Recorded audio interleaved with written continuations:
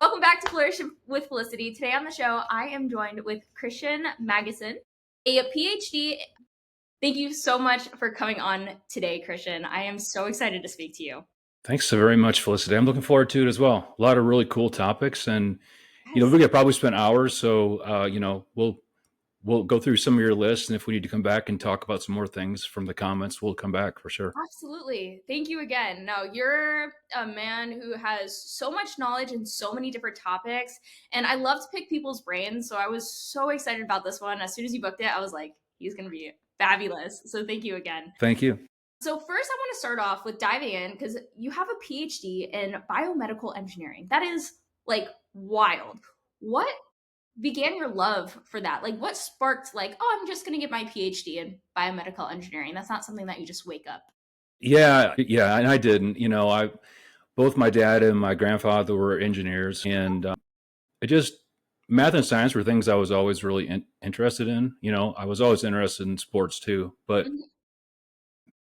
really interested in the sciences, and I kind of knew I was going to be into engineering. I didn't really know where I was going to take it, but as a kid, I was really into aeronautical and the jets and that kind of stuff, and I thought I was going to get into aeronautical engineering. So I started with mechanical, and then while I was in school, I was in a really bad car accident, and I was kind of forced to figure out how my body worked in order to kind of get myself back on track. I was playing football, I was powerlifting, I was doing all that kind of really fun stuff. And then when I got caught in the hospital, with a bunch of broken bones and nerve damage, I started to kind of do a deep dive on the body and how can I get back to where I was before, and what are some of the alternative methods beyond just physical therapy. And we can talk about stem cells and all that kind of good stuff.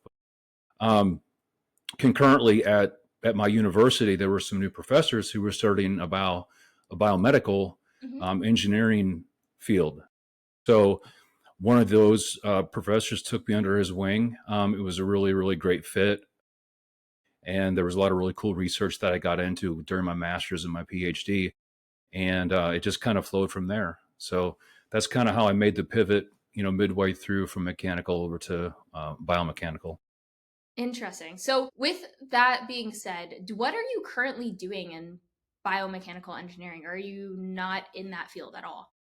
I am actually in the field now. I haven't pulled my calculus books out for a long time, but I did go from a company called Boston Scientific to a company called Freudenberg. Freudenberg does what they call minimally invasive surgery technologies. This is called endosurgery. So this would be Surgery, okay. doing things in the body through a minimal size entry, so as to get the patient sped up in recovery and get them out of the hospital quickly. So, for instance, there's a lot of new options as far as cardiology goes, replacing heart valves. And there's a lot of ways that we can do those now. We will say percutaneously through one of our ribs, or we can go in through like an artery in our leg. We can go through an artery in our arm to put a stent in. So, if you look back just 20, 30 years ago, what they were doing, if someone had, like a triple bypass heart surgery, they would need to actually crack your sternum open and go inside, pull a vein out of your leg. So you have this long incision down your leg where they pull out Hmm. several feet of veins and arteries, look for the best parts, and then they do bypasses around those blockages in your heart. They can do that now through your wrist. You can literally go through the radial artery in your wrist. They could go in with a device that goes all the way up into the heart, and they can put a stent in the location where there's a blockage. And so you're basically in and out. You could, in theory, could be in and out the same day. They do have to, hold you overnight just to kind of watch your vitals and that kind of thing. But I remember my dad going through it, when I was in college, and he was in the hospital for weeks. He got cellulitis in his legs. He had all the injuries, obviously, with breaking the sternum open and having to go in.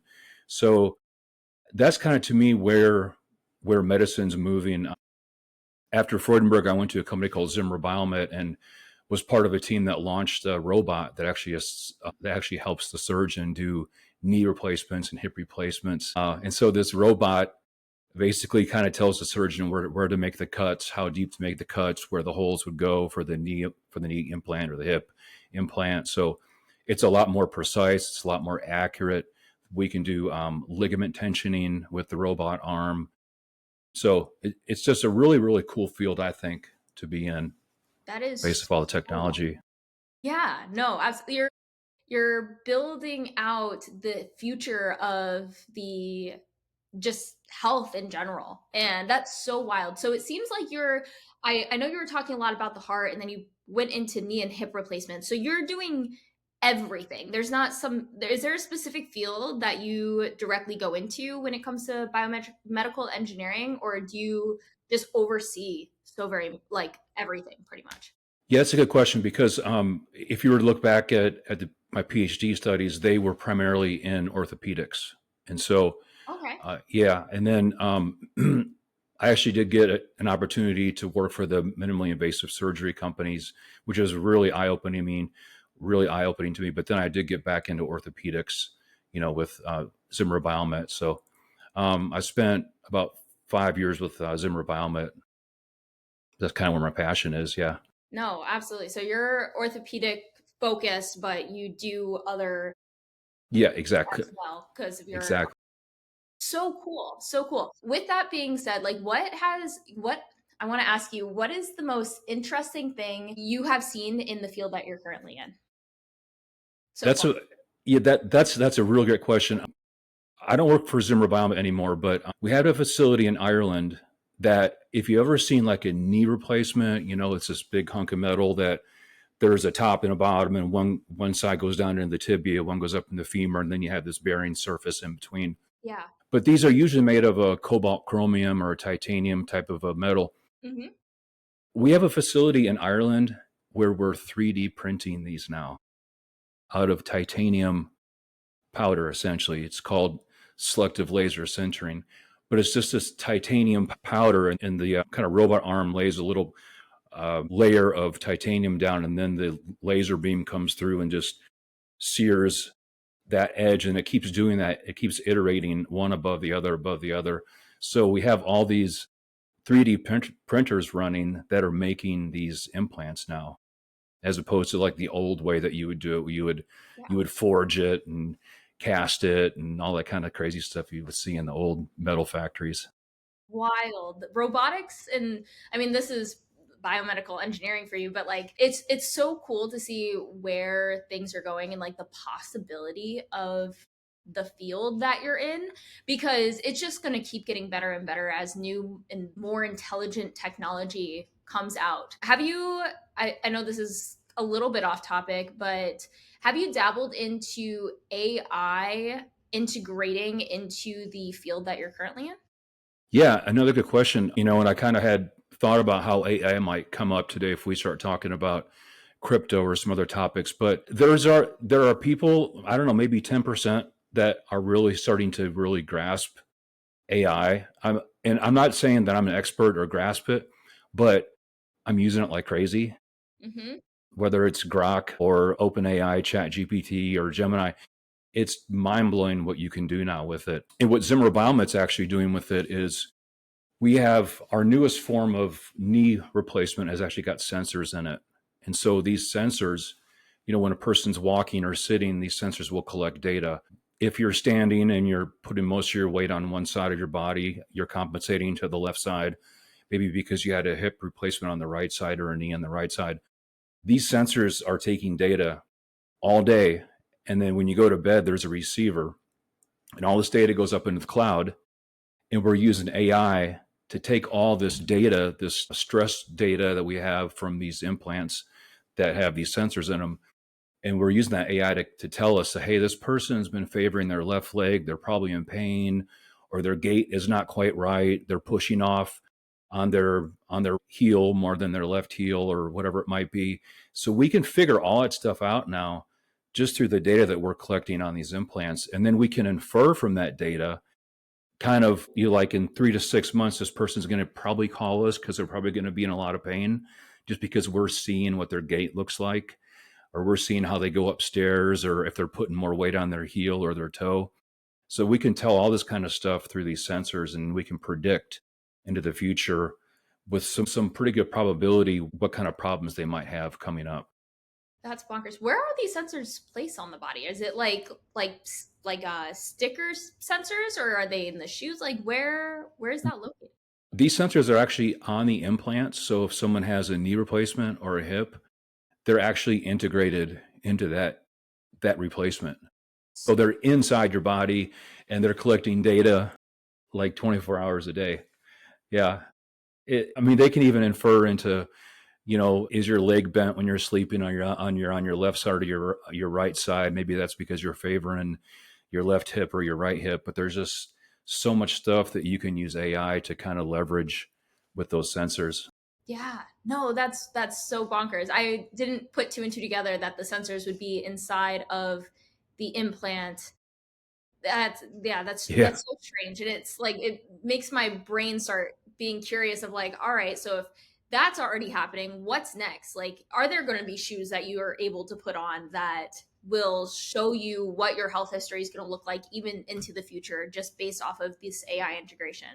absolutely. Yeah, It's absolutely. so wild to see. And it's funny because it seems like so far fetched, kind of like Neuralink with Elon Musk. It's like it seems so crazy and outlandish, but at the same time, it's like that's actually right around the corner. It Like is. Yeah, bonkers. yeah. Do you have any specific projects right now that you're working on that are like kind of like that are so futuristic that you can bring up today? I don't know if you're able to tell things that you're working on as of current, but I'm curious. You can kind of extrapolate into what I've already said. I can't really speak specifically Yeah, because a understood. lot of the stuff is proprietary, but Understood. you would be blown away at the kind of stuff that we're looking at doing with like nanoparticles. When you talk about minimally invasive, I mean, what's even less invasive than making a small puncture wound on your inner thigh to go up into your heart is to just have a sensor that runs through your veins and your blood. There's there's going to be different therapies using different magnetic resonances, ultrasound, different wavelengths. So there's a lot of really, really cool stuff that's happening. I'm so excited to see what's coming into the future with Yeah. especially because I don't typically talk about this on the day to day like medical industry stuff. So it blows my mind to see where it's going, especially now talking to you, someone who's actually actively working in the field. But I'm curious, what I'm it's kind of bringing more so into like your own life now, but how has this background in science shaped your own personal fitness and nutrition journey? There's so many cool technologies, and I'm too old to remember watching Archie Bunker, All in the Family. But what really struck out to me was if you just go Google him during the time of the show, I think he was mid 40s, and you look at him and you go, wait a second, that looks like a grandfather, like 65, 70. So to me, there are so many things that we can do these days, so many things, so much technology that we can do to keep ourselves younger and looking better and more healthy. And, there's a whole litany of stuff that we can go through as far as that goes. But, just being really data driven, I'm kind of a nerd where I like to take data. I do my own hemoglobin, I do my ketones, I do my blood sugar, I do my triglycerides, I do everything at home because I like to see, like, for instance, if I have a really hard workout or if I eat just all fat and if I eat bacon instead of oatmeal, what does my blood look like? That kind of stuff. So Absolutely. Especially being in the industry that you're in and like it's biomedical engineering. So it's going between the data driven, like what, because data is the only thing that you can actually take and then be able to change one variable and then everything else changes. I can only imagine the information you know about the human body and how you're able to then manipulate that for your own personal use. It's so cool to think of like the possibilities. The possibilities are essentially endless when it comes endless. to data, Yeah. especially with the human body. There's so much stuff we still don't even know about the human body, but Yeah. we're able to do things like what you're doing today. Yeah. And I'm actually using statistics to do a sleep study right now on Ooh, myself. very And basically, I won't go into how it works, but you basically kind of brainstorm and you write all these things down. What could be some things that would affect how well I slept? cool. The type of pillow that I have, how dark it is in the room, the mattress, what time I go to bed at night. Did I take anything to help me sleep? You could go through 10, 15 things. Easily. And I'm testing those things right now to see which ones affect me getting into, say, delta sleep or deep sleep or Yep. REM sleep. REM sleep. Yeah. And we have the technology now within the Apple watches and the rings that we wear to understand. Yep, there you go. My Whoop band. Yes, the Whoop band. Because I'm kind of a chronic, like a lot of times I don't sleep very well, and what was it about last night where I didn't sleep well, and there are some things I know, but some things I don't know. It's really been interesting to figure out, what makes your body tick. For sure. I want to ask for not only myself but for the viewers, what have you found? I know keeping the room cooler is definitely a benefit while even like you're warmer inside the bed, but just breathing in the cool air. But what other things that maybe don't stand out typically on the day to day for like normal people to know that you have found with improving your sleep? Yeah, a lot of people will say that they like to sleep when it's warmer, but I mean, the data states that it should be between 63 degrees and 68 degrees for as far as the best temperature. Now, men are usually a little warmer blooded than women, so if you're living with a wife or a girlfriend and it's 68, she might be shivering, and I might just have my blanket off and be sitting there sweating. Sweating. Yep. Typically, it's an argument between men It and comes up. It definitely comes up. For me, I need to have it really, really dark, really black in the room.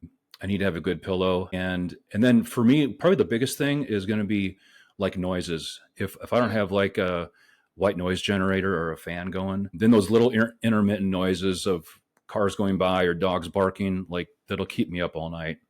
So yeah. Interesting. So you would, if someone were to have trouble sleeping, you would say, of course, make sure that, of course, cooler room, white noise in the background. To I didn't realize the purpose of white noise, and it's supposed to, it's like, I guess, stunting your brain to constantly focus on that rather than like just little noises here and there because how weighs that. Good to know. See, I had no idea about that. Do you have Yeah. like I'm trying to think. Do you let me ask you this because I know there's a lot of controversial topics when it comes to like if these like the Whoop band and I think that there's the data is somewhat accurate. Of course, you're not going to get something like if you actually did biomedical tests on yourself. Yeah. Actually, like it's like the Decasand versus like those the little scales that you have in your house or the in-body machine. Like there's such a big variable there. But do you believe like do you think that these Whoop bands, the Apple Watches, Aura rings, whatever they are are they actually effective in telling data? Because they're so small. That's what I'm Yeah. curious. I think they are. And now I'll say that because I've used a mix of things. So I've been told I snore, and then I've been told maybe I should get checked for sleep apnea. Okay. And so I think I got the person was on maybe Andrew Huberman, but I can't recall his name. We can put it in the comments. But he's a sleep expert. And he was talking about getting, there's an app you can get for free called the Snore app. And so I put the Snore app on my phone, and then another thing is to try to stay off your phone. If you're in bed, stay off your phone. I mean, that's the obvious thing, right? Yep. But I turn the Snore app on and then lock my screen, and I put the phone kind of above. Yeah. And in the morning, what you can do is you can go look through, and it's going to show you all the peaks of where you made noise, when you're sleeping. Yeah. You can actually go in and you can see, what kind of noise you made. Were you snoring or were you gasping for air? How loud was it? How often did it happen? And so I was able to really surmise without having to go into a doctor and do a sleep study that I don't believe that I have sleep apnea. So that's a good thing to know first, because if you have sleep apnea, that's going to cause a lot of other problems. Yeah. And if you keep your room dark, it's not going to matter if you have sleep apnea. You got to get that fixed.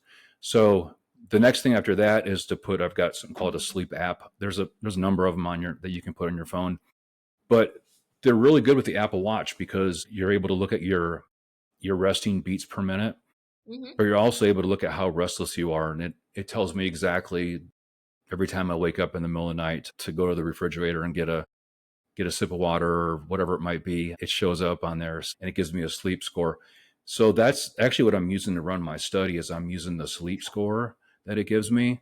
And then I'm going to change all the different variables and see which ones affect the sleep score the most. Interesting. And where are you? So when did you start these studies? This is about 2 weeks ago. Okay, so Um, they're fairly recent. yeah, and I've already got a lot of really good data. I mean, it scores you from like 0 to 1,000 on the score.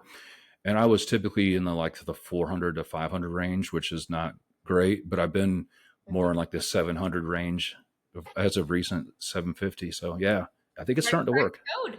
Yeah.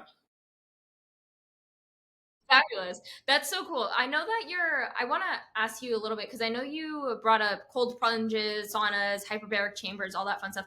Have you noticed that any of those play into your sleep? Like if you do like a cold plunge in the morning, how does that affect your sleep? Or if you do a sauna before you go to bed, like what's the data behind that?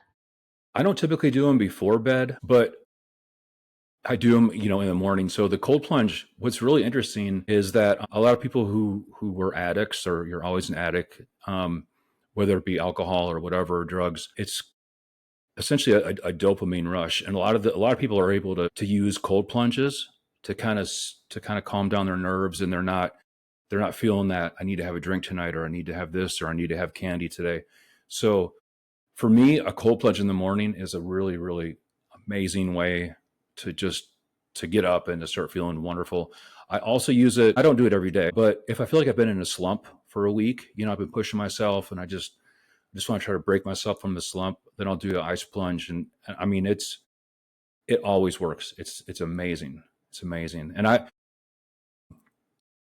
mean, most people will recommend, like, if you listen to a doctor, a medical doctor will say between 40 to 45 degrees as far as the temperature goes, and start at around 3 minutes and try to work your way up to about 6 minutes.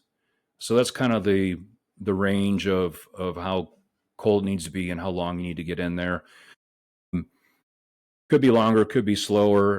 I've got a pretty basic ice plunge that I bought off Amazon. It was $150. It holds, I don't know, 500 pounds of water. So it's 125 gallons, I think. Hmm. I've got just like a freezer in the garage. I just dump some bags of ice in there. And it's usually, for me, usually around 38 degrees, 35 degrees. And I go for about 6 minutes. Gold for It's a a, long time. I'll tell you, the first minute's the hardest. Yeah. I've only done it once. I was staying at my boss's house because I was watching his pups, and he has a one of those really nice, like the tub ones, and I think it was 42 or something. It was very low 40s. But I got in, I was like, people do this every single day in the morning. Like that is gnarly. But Right. when you afterwards, it's a euphoric feeling. It's wild. Isn't It's it? yeah, Yeah. Yeah. unbelievable. It definitely got me into the like eventually later down the line I definitely want to get one. It's just it's wild. If you've never done a cold plunge, that's something that you have to try out at one point or another in your life. And there's so many benefits to it as well. Like not even just like waking you up, but like if you have any inflammation, getting your mind, like I know you brought up getting your mind off of things. I didn't know it helped out with. See, I thought saunas would help out with anybody who has an addiction because it would sweat things out of your Mhm. body. But it's good to know that cold plunges do the same exact thing. Yeah, they do. And they have some different mechanisms. And to be honest, probably we don't understand them all. Yeah, there's the cold shock protein that your liver produces when you get that that kind of like I'm dying or whatever kind of feeling in your body. You get that vasospasm where it pushes all the blood to the center of your body because it's trying to keep yourself alive, so it pulls the blood off your skin. I've kind of figured out this trifecta that I like to do. Again, if I've had like a few really tough months, is I go in and I do the IV therapy. I find one of these med spas somewhere, and you do the IV. There's one called a Myers drip, I think that they call it. It's just got vitamins and magnesium and vitamin D, vitamin C, and then I have glutathione added and NAD, and they run that in your IV for about an hour, Mm-hmm. and then you jump into the hyperbaric. So now you have all these really good essential minerals and all these good vitamins in your bloodstream. So you jump into the hyperbaric, and it kind of helps push all those vitamins into the areas that it needs to go because you're in higher oxygen and higher pressure. And then at the very end, I jump and I do like the cold plunge. So that this place I go to has all three. Of course, I've got the ice bath in the garage, but I like to do the IV and then sit in the hyperbaric and help it push it into my cells of my body, and then finish with that cold plunge. Interesting. That's a it's a pretty good feeling. I mean, when you leave there, you're feeling like you're on top of the world. Yeah, no, 100%. You're like superhuman. That's Yeah, anybody in the fitness and nutrition industry. And I mean, a lot of people that watch this podcast are in that sense because that's my basis. It's cool to know extra things that you can do on top because we're all trying to achieve that next level, that future self in a sense, whether that's mental, physical, whatever the case may be. But it's cool to know that because I've done the Myers IV drip before, and I felt amazing after that. And it helps so much with recovery as well. If you have any procedures done, like recovery is sped up tenfold. And it's cool too because there's so many extra vitamins in there that you typically wouldn't either get, or extra vitamins. Like I know they do double of like the vitamin, I think it's vitamin C recommendation or something like that, where it's like your body just needs that sort of stuff. But it's really cool to know that if you pair all of those together, it makes perfect sense now that you're talking about it as to why you do those trifecta, or what you would call yeah, a trifecta. But it's really interesting to think about it. And it's like, oh, duh, like I should probably be doing the same thing. But achieving that next level in that, because a lot of people nowadays also walk around and they're not at their 100%. Like majority of people are not. exactly. Yeah, there's something that we hadn't touched on, but this Yeah. could be a topic for another conversation. People, people are doing DNA testing just to Mhm. see, are you European? Are you, whatever word your heritage come from? But now they've taken that DNA testing and they can give you kind of a panel of what you should be eating and what you shouldn't be eating. And I consulted with a guy named Dr. Anthony J. And I think he was on either Huberman's podcast or Rogan's. This is kind of where I found out who he was. Yeah. But he takes your DNA, and the whole process takes a few months, but you send it to him, and he does this whole analysis on it, and he tells you exactly what you should be eating, what you shouldn't be eating, if you should be fasting, what vitamins you should be taking, what vitamins you shouldn't be taking. And it's really cool because like I was doing the typical bodybuilding diet, which was like chicken breasts, some almonds, broccoli, but I always I felt terrible. Yeah. I Yeah. felt terrible. And he came back and he goes, "You should never eat those." He's like, your heritage is Icelandic and you need to have X, Y, and Z. And the reason why your hemoglobin is low is not because of your iron, but it's because of your ferritin. And he gave me just a small list of things, and I feel like a different person. It's just amazing. And you said Dr. Andrew J is his name. Dr. Anthony J. Anthony J. Sorry, I don't know Yes. why I got where I got Andrew from. Yeah. Andrew Huberman. That's where I got it from. Yeah. Anthony J. Anthony J. Interesting, because I've heard of the guy. I don't know why I can picture him in my mind. My mom did his DNA stuff. I don't know if it was necessarily DNA or just blood work, but he 10x Health Okay. talking about, but he has something very similar to that. I don't know. I think he just does the supplement version of it because that's what he sells. But still, nonetheless, the coolest thing ever. Anybody who has not done blood work, I have a naturopath and I'll just do regular blood work for her, and she helps me with my supplementation. But even just doing something as small as that, where you can learn so much from just a small little, like just some blood from yourself. Like it's Yeah. bonkers the amount of tests that you can do. What is the most interesting thing you have found that has completely shifted your like eating habits when it comes to either the DNA test, or is there anything else that you've done in the past that has completely shifted your mindset around what you should be doing on the day to day? Yeah. I back in the days I was kind of like a sugaraholic. I loved all things like cookies and sugar and carbs. Yeah. And it was just really bad. It was, I mean, if you're like bodybuilding or want to do strongman and other stuff I used to do back in the day when I was bigger, you need to have the carbohydrates and the insulin to drive the muscle growth. But at some point after looking at the DNA data and then listening to people that I really respect, and I think the 10x Health was Gary Brecka, if I can That's his, yeah, remember. that's, yep, yep. Yeah. He worked with Dana White and basically found a couple of things that Dana White was missing and put it back into his diet, and he's been great ever since. But for me, it was figuring out that I needed to get sugar out of my diet. It was making I was always hungry. My blood sugar was high, and it just going over to more of a, and I wouldn't say ketos for everyone, but use it as a tool in your toolbox. Um, I remember the day that I decided to do it. Like I had so much crap in my kitchen and my cupboards that it was like 3 or 4 big trash bags full of stuff because when you decide you're not going to eat something, you need to get it out of the house because you're going to end up at 2 in the morning waking up and just binge eating, bag of potato chips or something. But the most amazing, so I'm making a short story long, but I'll get to the point. What I found was that once I got the sugar out of my system, finally for good, and it was months and months and months. When I went back, I would get talked into, hey, have a piece of apple pie. Okay, let me eat the apple pie. I would get the worst migraine I've ever had because I just become so accustomed to sugar and refined foods and blah blah blah. And then once I got that out of my body, like I had no more drugs in my system, having that apple pie, it was like the worst feeling in the world. It was the painful migraine. I won't go back and do it. And another thing that I found was that I just don't get hungry anymore. It's the darndest thing. Like when you're on a ketogenic diet, I don't normally eat breakfast. I'll just have like a whey protein shake before going to the gym. But I don't get hungry. I have to track my food or else I'll lose weight. So when you don't have the insulin and the sugar, the blood sugar, you just don't get hungry anymore. So it depends on your fitness goals. If you're like an ectomorphic body type, which I'm kind of in between ectomorphic and mesomorphic, which is kind of between thin and athlete. I have to make sure that I get enough protein and enough food so I don't want to lose too much weight. I don't want to be much lighter than I am. So I have to track my food.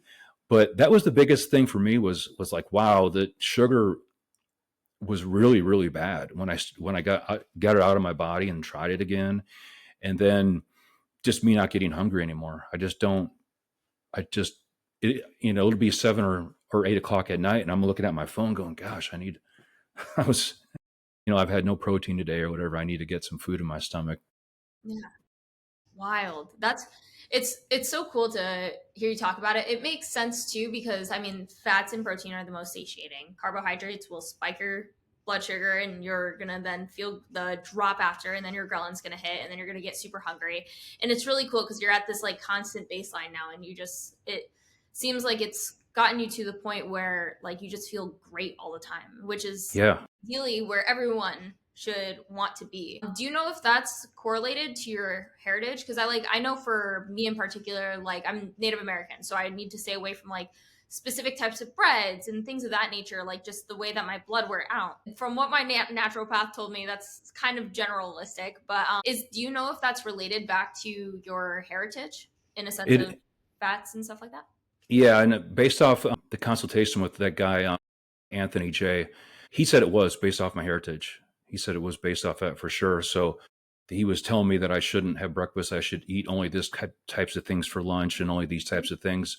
He even told me, speaking of heritage, being Scandinavian, he even told me that I need sunlight so much that if it's the wintertime, that I should at least go into the tanning bed once a week. And he said, you don't necessarily need to have your face in there, but your like your GI system Yeah. needs to have those ultraviolet rays. So like a lot of just crazy stuff I never even realized based off my DNA. That's so cool. That's so interesting. I haven't heard about going into like a tanning bed before just to get like those like the rays, but that's very unique to know. So Icelandic heritage, definitely Yeah, sunlight, it could come back and bite me, but I'd prefer to be a little tanner than a little bit lighter. So we'll especially see what during the happens. winter time. That's always a bonus. Yeah, I love it. So can you? I'm curious to know after everything that you've learned about yourself when doing all these tests and what can you walk me through like a day in the life of Kristian? Like, what is your typical fitness regimen for? Obviously, I know this is specifically for you, but I'm so curious. yeah. I believe that our circadian rhythms are very important. Believe we're people of the sun, and we should sort of rise and fall with the sun. So, having said that, I try to even on the weekends when it's tempting to sleep in, I try to get up at the same time every day and try to go to bed at the same time. Now it's hard, but for me, it kind of depends on how many meetings I have, and if I'm having a meeting with Europe, so it's whatever hours ahead, or if I'm having meetings with China, then I have to kind of rearrange. But in general, I like to get up around 5:30 in the morning, maybe 6, and I'll drink about a half a gallon of water with some electrolytes in it. And I'll check my emails and I'll get ready and go to the gym from there. And I'll go get my workout. I'll get my workout first on a fasted stomach. And there's this rule that I follow called 30 30 30. And it's basically you want to take 30 grams of whey protein isolate Mhm. 30 minutes prior to working out, and then do a session of like 30 minutes in weights and 30 minutes of cardio. And what that does is it helps you from burning muscle. So Mm. if I go into the gym and I'm in ketosis, or maybe I'm not even in ketosis, what happens is a lot of people go in and they just do too much and they end up burning muscle instead of burning fat, because your body's gonna first, the easiest fuel source is going to be the sugar, the glycogen in your liver and your blood. The second easiest is going to burn fat, or it's going to burn protein, muscle. So, take the protein, go into the gym. I like to do 30 to 45 minutes of weights, 20, 30 minutes of cardio. And I like to go in pretty much every day of the week. So that's kind of Monday, Tuesday, Wednesday, Thursday, Friday.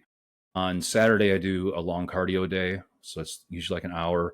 And then on Sunday, I do like yoga, stretching, and some sort of auxiliary thing. I like to also do an add on. And what an add on is, like an add on each day, if I have time, would be to sit maybe 20 minutes in the sauna, or to do a cold plunge, or to do a full body foam roller, or to do a little yoga session or something like that. Just something outside of the weight training and the cardio. Just the add on. It could even be like tanning bed or something like that. But just, I call it an add on. So I just do one of those things. I try to get one of those if I have time during the week. No, for sure. That's so cool to like you have it down pat, and knowing like the industry that you're in, how data driven you are. I guarantee you it took you a lot of time to figure out the most optimal like regimen for you, and it's so cool to listen to too, cuz like a lot of people would go into the gym for an hour, just hit the weights. They don't ever go and do cardio after, or they do vice versa where they only hit cardio, and you have this perfect balance between everything, between stretching and foam rolling, and it's like the most optimal thing for the week. And it doesn't seem like it takes too much time either. What? I'm in my head, hour, maybe an hour and a half. You do it Yeah, all. exactly. Exactly. And I can do it in 40, 45 minutes if I have to really if I have like a meeting at 7 o'clock in the morning and I got up a little late. So I kind of try to specialize. If I have a little more time one day, then I do a little more. If I have a little less time, then I do really high intensity stuff and just get in and get out. Very cool. Yeah. Yeah, no, might as well. I know that this is going to be a complete shift, but I definitely want to talk to you about cryptocurrency and financials and all of that other Yeah. stuff as well, because I know that was the other half to everything that we were just that I introed you with, and like that your specialties on. But tell me a little bit about your like basis of cryptocurrency and how you got into it, and then we'll go into questions about that. Excellent. Yeah. Cryptocurrency is one of those things where when you start to learn about it, you just get more confused. Yeah. It's like, okay, you have this Bitcoin thing, and is it a coin? And it's mined. It's mined like you mine gold. Yeah. So I got into it back around 2017 because I saw everything going digital, Mhm. and I saw the problems that we had with trying to send money with Western Union or the Swift way. I mean, it shouldn't take a week or two to send money when electricity goes, around the earth 7.5 times in a second, Literally. 186,000 miles per second. Like, why are we still in in the 1800s? So I got into Bitcoin. I started learning about it, and it's really really neat. There was something called a white paper that was written when the housing market crashed. I think they started the white paper in 2008, and they released the white paper, which just explains what Bitcoin is, in 2009, and then they started to mine Bitcoin. And so, by the way, nobody knows who created Bitcoin. Nobody knows. It's not a company. It's not a person. There is a person with a fictitious name called Satoshi Nakamoto. This is the name that we know, but we don't know if that's a group of cryptographers. We don't know if that's Elon Musk. We don't know if that's PayPal and Samsung. We don't know if that's the US government. We think it's a group of cryptographers. We think it's a guy by the name of Hal Finney that passed away years ago. Um, and so, just as a baseline, there will only ever be 21 million Bitcoin in existence, and Mm, they're mined. So there's every 10 minutes there's a block of Bitcoin that gets mined. There's 3.125 that's mined every 10-minute block. So they started mining Bitcoin back in 2009. For instance, this guy Satoshi Nakamoto was doing it when he launched it on his computer. You can't really do it on your own computer anymore. You need a lot more computing power. But Satoshi has a little over 1 million Bitcoin in his wallet, and it's never been touched. mm. So you do the math, it's like billions and billions and billions of dollars. This guy was mining this, or whoever this person at this team was. Again, I think it was Hal Finney, but this guy died of some kind of neurological disease around, I don't know, 2011. There is, in theory, the biggest holder of Bitcoin, this person who passed away maybe in 2011. And we don't know where his computer is. We don't know if those Bitcoin, I mean, well, they'll probably never be available because he's got a passcode on it and he's gone. And maybe his computer is in a landmine somewhere. But whatever he has is worth billions and trillions of dollars. Well, not trillions yet, but billions. Billions. It's Wild. so wild. Yeah. No, it's like a mystery case that truly will never be uncovered And ever, or at least not that we know of. So that means that there's 20 billion Bitcoin left for there's everyone else. there will only be 21 million. Oh, 20 million. 21 million. And Sorry. there was, as of today, there's been 19,850,000 because every 4 years, the amount that gets released gets cut in half. So we've been getting cut in half since 2009.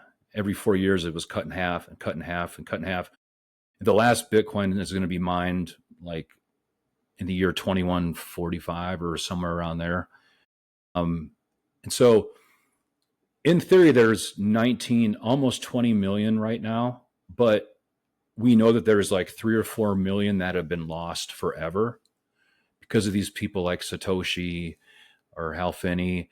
There was one guy in the news who threw his computer out years ago, and he had something like $50 million worth of Bitcoin.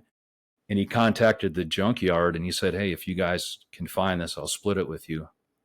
Of course, they never found it, but there's a lot of those stories out there. Wow, that Yeah, is or crazy. these guys have a passcode, and if they only have 3 tries, and after the third try, it wipes the computer clean. And there was a guy that had like $20 million, and he had used his first 2 passcodes, and he couldn't think of what it was because it was, from like 10 years ago. Yeah. Oh my gosh. Imagine that would be the most gut wrenching, horrific moment in anybody's life if you had 20, you said $20 million worth, or you said something crazy. There's yeah, there's 20 million Bitcoin, and Yeah. there, I don't know what it is today, $80,000 somewhere in there Yeah. Yeah. Something per around that. Bitcoin. So, oh my gosh, I could never even imagine being that guy that just, you can't ever get that back and you have billions of dollars of, oh my gosh, imagine. What sparked your love for cryptocurrency? Well, I got thinking about it, and they always say the, one of the best things to do as far as financial wise is to buy a house, is to invest in a house, or to buy gold or whatever. It's so gold is a really good store of value. Hmm. It was, at least up until Bitcoin or up until housing. But now you got to think, with gold, it's not easily divisible. It's not easy to send. I can't go buy a Ferrari with a chunk of gold. I can't walk through the airport with $10 million worth of gold. Even, I mean, so I could go through, 10 minutes of litany of things that would make Bitcoin easier. I can send you $1 million tonight, and you'll have it in 5 minutes. Hmm. and we don't need to get the government involved. It's going to be right in your account. No one's going to know. You're going to have it. I mean, how else can you do that? You can't do it any other way. But then you start looking at, well, real estate is a good investment. Well, it is kind of a good investment, but what if I do something that the government doesn't like? Like Andrew Tate, they decide they're going to take my house or put me in jail, or what if I don't pay my taxes? Or what if a hurricane comes through? Or what if I need insurance on a house? You don't need any of that with Bitcoin, nothing. So should I have 10 properties that are worth $5 million, or should I have 10 Bitcoin? I can keep 10 Bitcoin on a little device like this, and I can have the passcode in my brain, and I can walk through the airport and nobody will know the difference. Yeah. That's a lot easier than managing 10 properties. 100%. And I can take loans against the Bitcoin tax free. That's a topic for probably another show, but there's a lot of really interesting things that you can do with it. Yeah, for sure. And when you start to compare it to real estate, assuming the Bitcoin network stands up, which it has, maybe in 100 years when quantum computing, but they've got workarounds for that too. But you start thinking about home ownership, and I mean, it's good to own your own house. You have to have a place to stay. But if you're looking at wanting to have 10 properties or 20 properties, why not diversify with some Bitcoin? Yeah, absolutely. Do you know who Robert Kiyosaki is? I do. Yeah. Rich Dad, Poor Dad. Yeah. Yep. Yeah, I have a book from I read that book, but his method or like he is the first person I saw being in like he lives for Bitcoin essentially. And he kept talking it up, and I finally invested into it. It's cool to know more about it because I don't personally look into the crypto markets much. I'm a future markets trader, but it's cool to know in the way that you put into perspective. Like you can walk through an airport with 10 Bitcoin and no one would know, and you can carry it around and the government can't take it from you. It put into a really cool perspective because I always wanted to invest into properties and have properties around the world so I can rent them out and so on and so forth. And now I'm just going to take all my money and invest it into crypto, especially because there's a finite amount as well that I heard of, but I didn't realize it's like a precious metal, like gold. There's only going to be so much. And then as soon as it's done, which is really cool. Do you look into any other cryptocurrencies other than Bitcoin, or do you just solely focus on Bitcoin?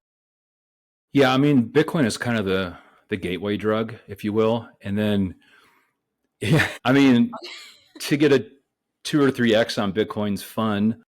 But when you start to discover, some of the altcoins and you get 100x on something or a 50x, it's just insane. So you can also lose all your money really, really quickly. So for anyone listening, I would advise to get comfortable understanding what Bitcoin is, get comfortable understanding how to custody it, meaning get your own wallet for it. It could be a browser plug-in wallet. It could be a hard wallet, like a Ledger or something like this. Okay. Figure out how to do all that stuff. And then start looking at other areas of cryptocurrency. You've got, in my opinion, there's some things that are going to be pretty big over the next year, something called RWA, real world assets. And so they're going to start digitizing. This is something that BlackRock wants to do, is they want to start digitizing assets. So for instance, the Mona Lisa, you could in theory digitize the Mona Lisa, and then people could buy percentages of it using the blockchain. Or you could put, and I think BlackRock is going to do this. Larry Fink has been talking about it like crazy.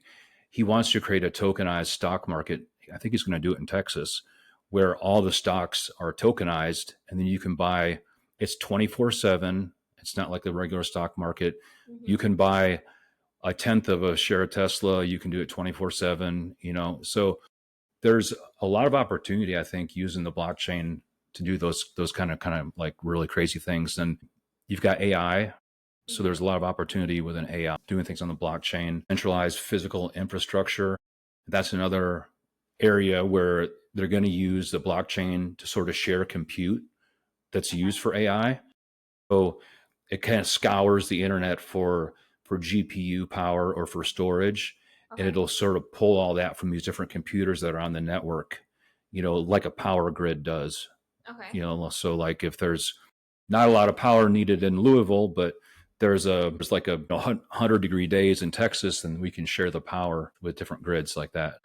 Like, I feel like I'm stepping into a whole new like reality sort of ordeal. Like it's like a whole different world. Because you hear these terms, blockchain get passed around, things of that nature, but until you get really into it, and I want to ask you like super dirty questions. I don't know if that'll go over people's heads, but it's just so crazy to think about all of the things that are coming into the now into the present, because it just seems like so surreal, so to speak, like digitizing the Mona Lisa, like what what in the world, but it makes sense at the same time and you can buy into it. What are you most excited about in the future of cryptocurrency and the possibilities of it? I don't think anyone really understands the implications of what Web 3 will be, but the old Web 1 was sort of the dial up. You dial up into AOL or whatever it was into one website, and we're kind of at Web 2. But the implications of Web 3 is that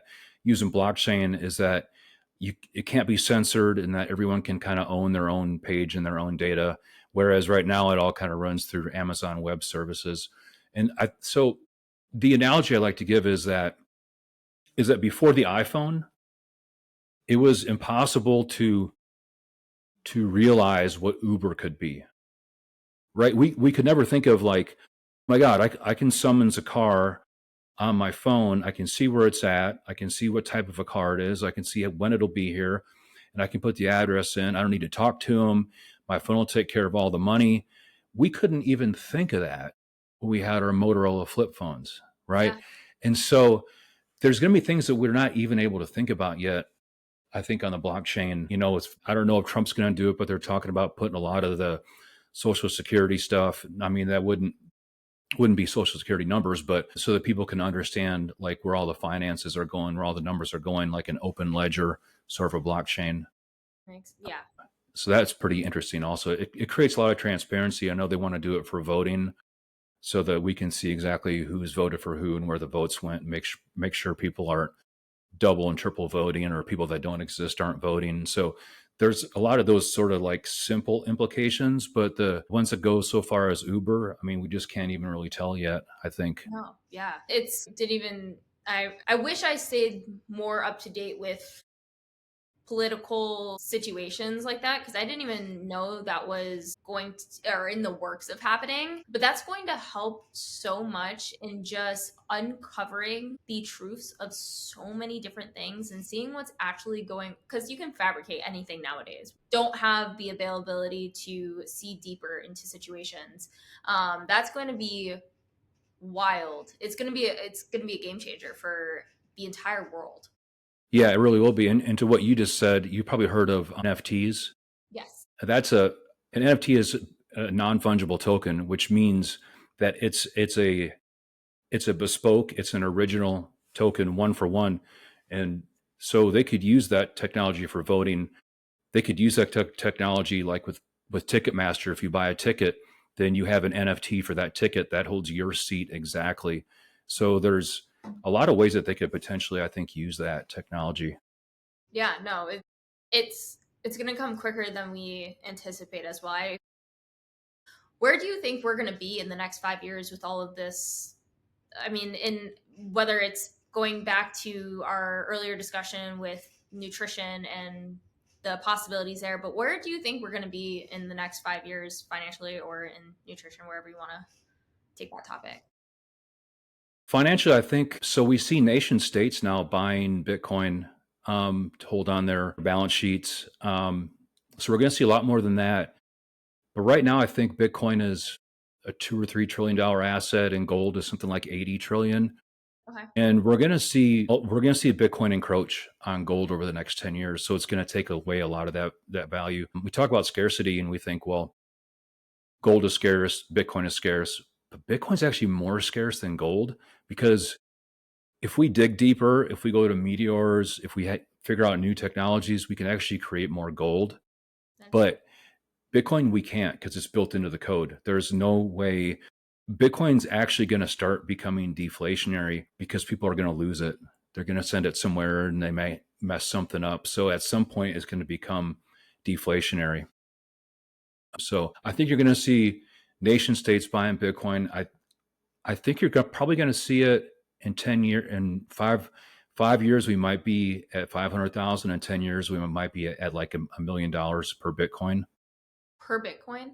Yes. Wild. Yeah. Wild. Because I know when, I mean, I listen to people and just like the markets, like just trading in general. Everyone talks about Bitcoin and crypto and stuff like that. I remember it hitting what it was got up to like 120, and everyone was going ballistic about it. They're like, "Oh my gosh, Yeah. Bitcoin hit this much," and it was just like crazy. And everyone was having these controversial, like these crazy discussions on like where is it going to eventually go. So you foresee it being a million per Bitcoin in the next, you said 10 years? In the next 10 years, I do. Yeah. And I think probably, well, maybe in my life, you're a little younger, but I could see it at maybe $10 million per Bitcoin at some point in the next 20 years. So start investing now. Start, start Yeah. investing. Yeah. I'm Yeah. And gonna just hold. I might pick your brain outside of the podcast on, because I know you have the actual physical wallet with you. Yeah. Huh? I'm curious to know more about that stuff because, like, I know, like, you can buy it on Robinhood and you can buy it on like any what am I brokerage Yeah. essentially. Yeah. But I'm curious to know the actual wallets and the things behind the scenes that where like and how you should be storing this stuff because I personally do not want to be one of those people that lose all my Bitcoin or someone hacks into my account because there's so many hackers and especially with the like how Bitcoin is going to be I'm going to butcher this word. It's going to deflate over time because people are going to lose it and all this other Yes. stuff. With that, like people are going to be on the prowl to try to hack into people's accounts and get access to more Bitcoin because it's just going to be so valuable at that time. Yeah, you're right. And it's a good point too, because there's not like a right or wrong answer. It just depends on how deep you are into it, how much you know about it. Some people, like my mom, she shouldn't be buying one of these devices and trying to store it.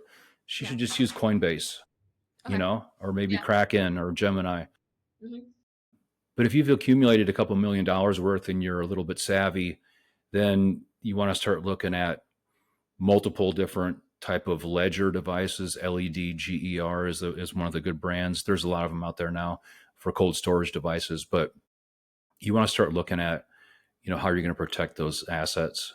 Of course, absolutely, especially away from like where. So I know you said just, do you have a recommendation for anybody who's watching that is now like, I need to go buy Bitcoin today?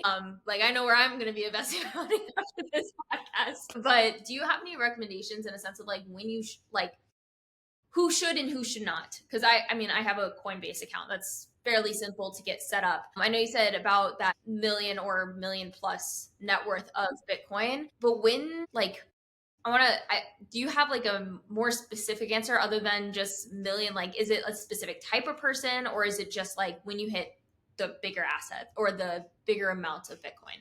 Do you know what I'm trying to ask? I don't know what I'm trying to ask. Yeah, and it's different for everyone.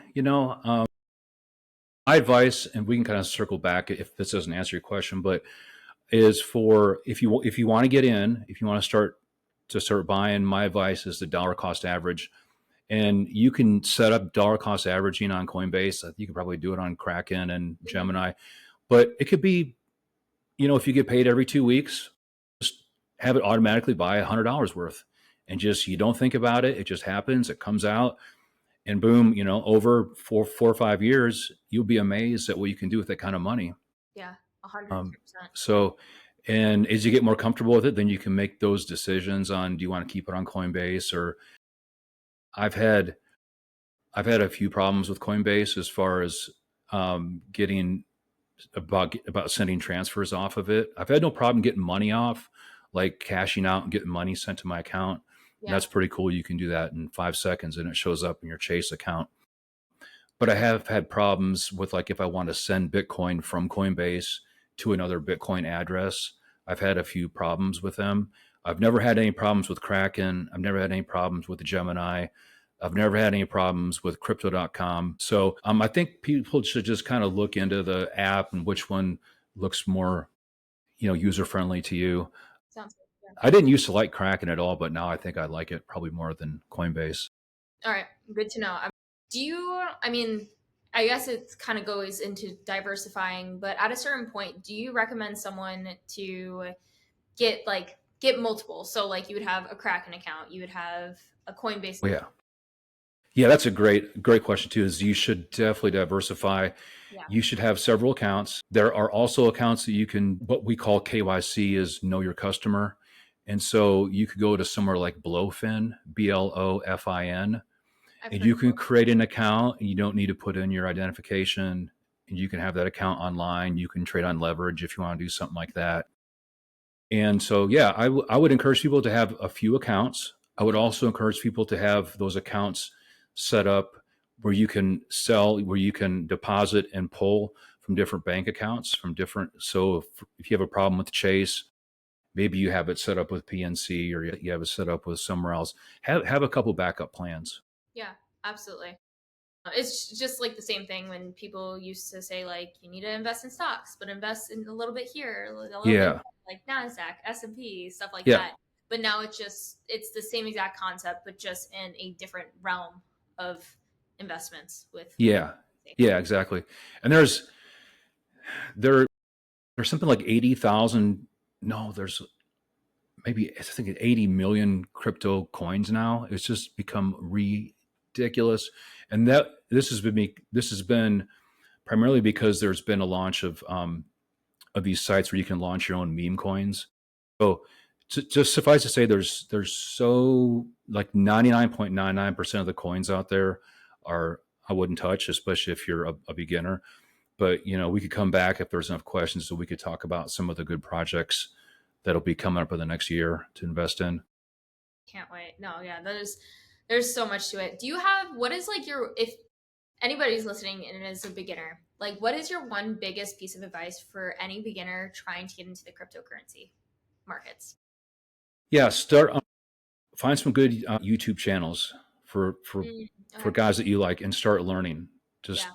listen to if you're doing cardio, if you're in the car, if you're at home, Yeah. just start tuning into these guys. There's Altcoin Daily. He's got a good podcast where they have or a good video almost every day. Crypto Banter is really good. Cryptos R Us is really really good. They have videos each day. Just find yourself some good channels and start to understand what's going on in the news. And then get familiar with some of the bigger apps like Coinbase and Kraken, and start the dollar cost average. Just start with $100 every couple of weeks, whatever you can afford, even if it's $20. Just start. Something Just say, invest. yeah, just start learning it, and then once you get that down, then figure out how to send from wallet to wallet. Mhm. That can be kind of a big one, but if once you start doing that, start small. Like if you have $1,000 of Bitcoin in your Coinbase account, don't send all of it. Try to send $5 and see if it works, right? And then if you want to get into things like Solana or Sui or some of the other types of cryptocurrencies, look at those and start studying up on those and just take it slow.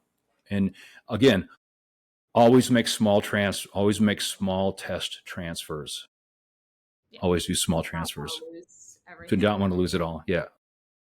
Especially if you're doing $100 every 2 weeks. That's a lot of time and a lot of It investment right there. Yeah, and also look into probably a VPN if you really want to be careful. That might Yeah. be on down the road, but a virtual private network just to kind of conceal where you're logged in from. No, 100%. And those are easy to get too. Do you have any specific recommendations for VPNs that you use specifically? I don't know if there's specific ones for cryptocurrency or just Yeah, markets.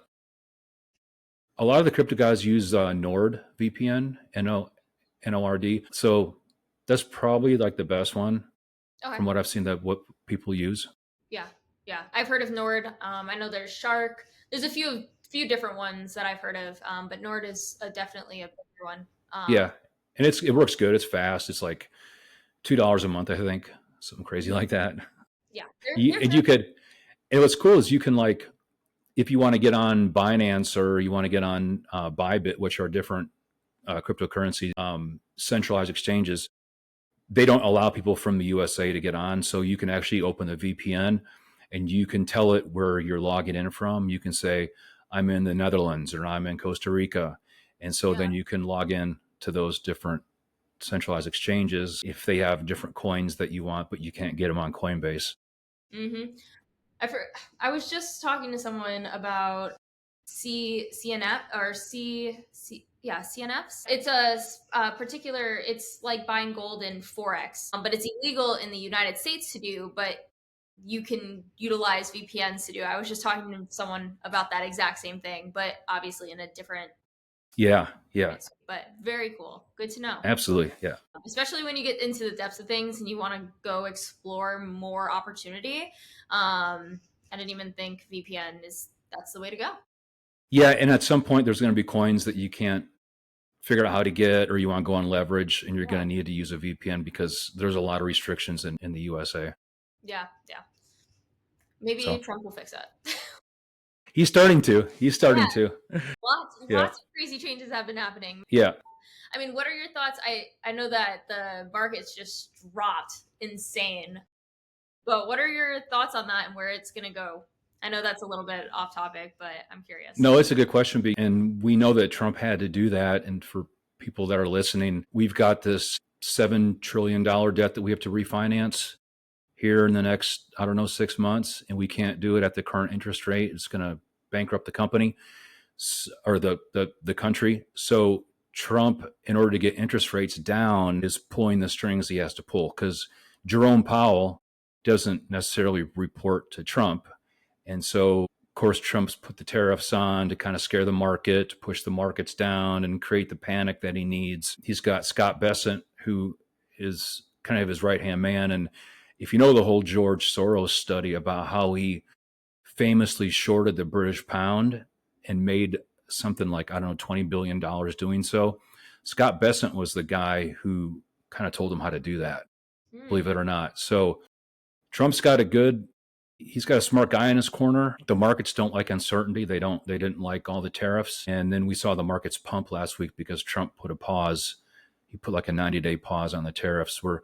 So I don't know if the market's scared enough. Markets typically sell off in the summer. They say sell in May, because you have tax season and then come back in August or September. But we'll just have to kind of see what happens. It's been for sure, a different cycle this time for sure. No, 100%. I always have the markets up and I specifically watch futures, but they react similar.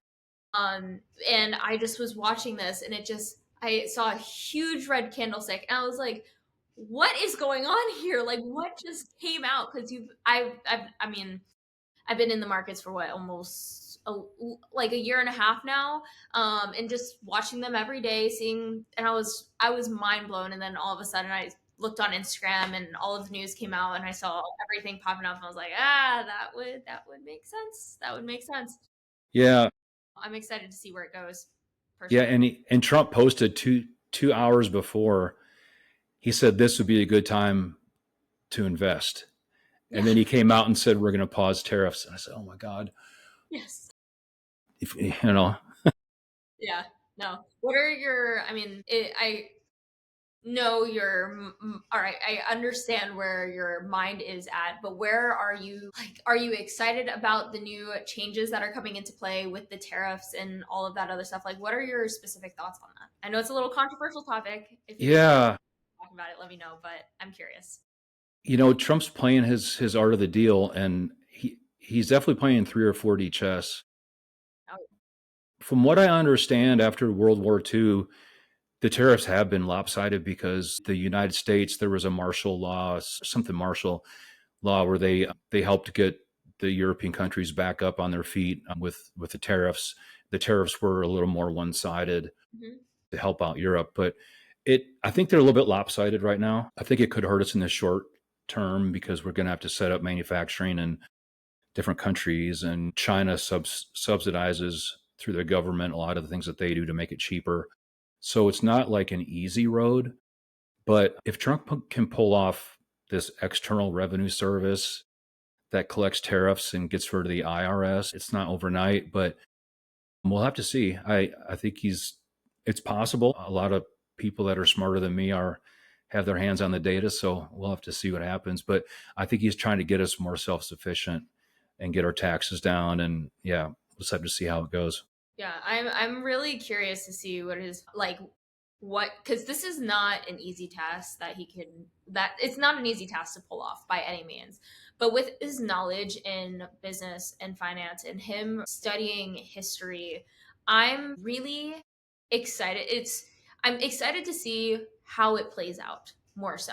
And I'm curious to see what's going to happen, how the markets are going to react to everything that he's going to be doing. But no, yeah, 100%. Yeah. Very, very curious. It's going to be a very interesting next couple months, years, or years. Yeah. Trump's got to leave a legacy, and he's got to have really good finance for the, for the country. Um, so this might go on for a few months, or it might go on for a half a year. I don't know, but Yeah, yeah, I would expect that in the long run, he's going to be successful with what he does. yeah, yeah. I mean, he's been successful in everything that he's done outside of presidency and just saying his companies and what he has built for himself and his family. So I'm excited to see what his plan is and how he's going to implement and execute. Yeah. Sure. Yeah. We're all waiting to see.